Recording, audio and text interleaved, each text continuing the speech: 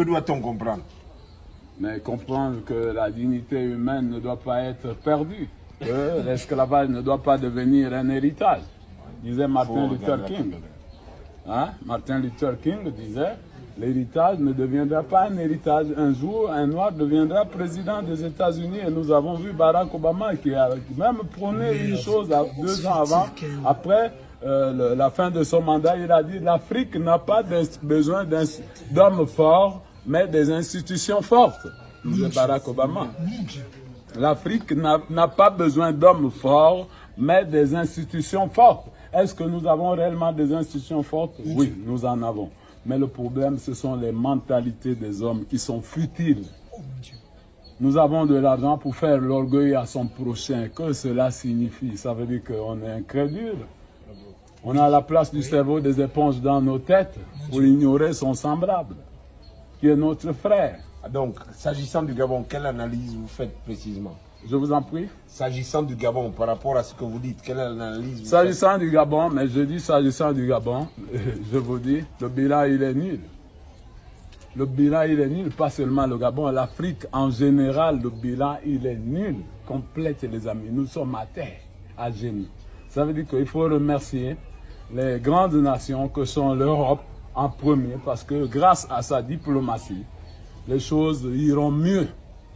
Parce que si on ne comptait qu'aux États-Unis, mon ami, la Chine l'a fait tomber, ils ont dérangé le système nucléaire américain. Ils ont volé les États-Unis en distance, depuis les États-Unis, avec les médias que vous portez là. Il ne faut pas jouer avec la Chine, c'est des grands voleurs, alléluia. Les Chinois.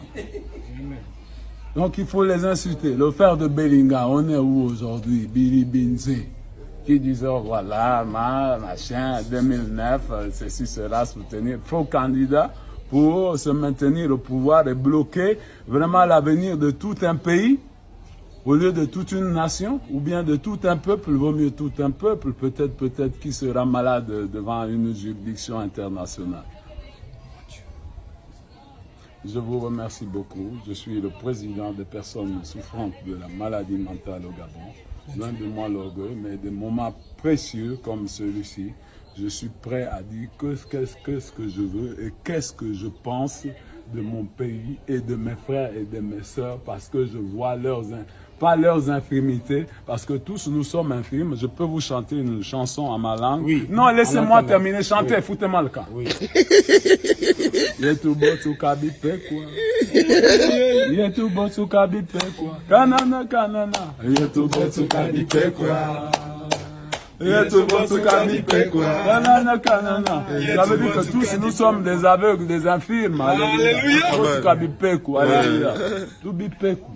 Mais finalement, c'est lorsque vous voyez un tradit praticien va en brousse avant de taper sur l'IPEC ou même en question l'Écosse pour que ça tombe pour venir soigner un malade, un patient, ou bien donner l'enfant à celui qui en cherche, parce que les arbres de la forêt ont toujours été pour nous quelque chose de sacré.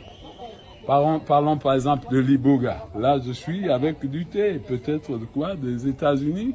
Bien, c'est la Norvège, ça? Indien. C'est du thé norvégien? Indien. C'est du thé indien. Ben, attendez, je vais lire un peu.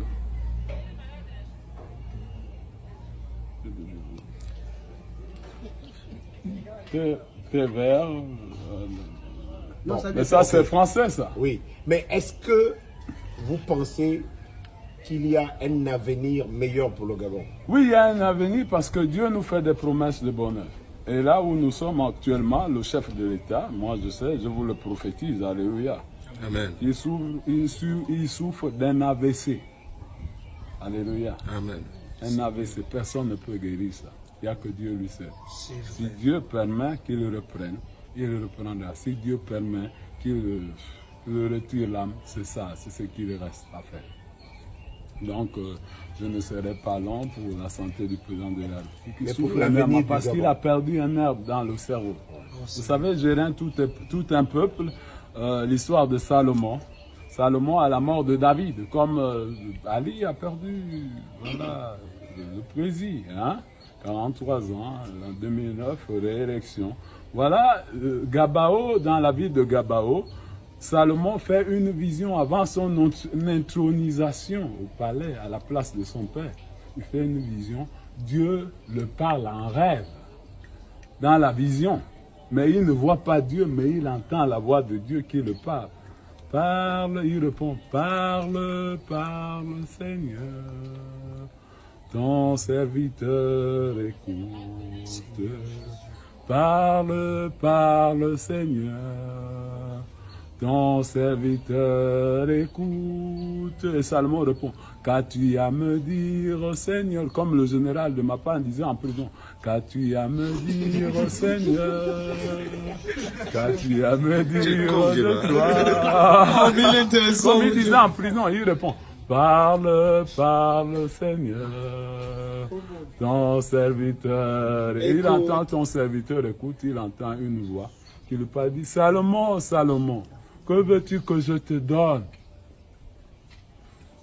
dans ta vie, ce que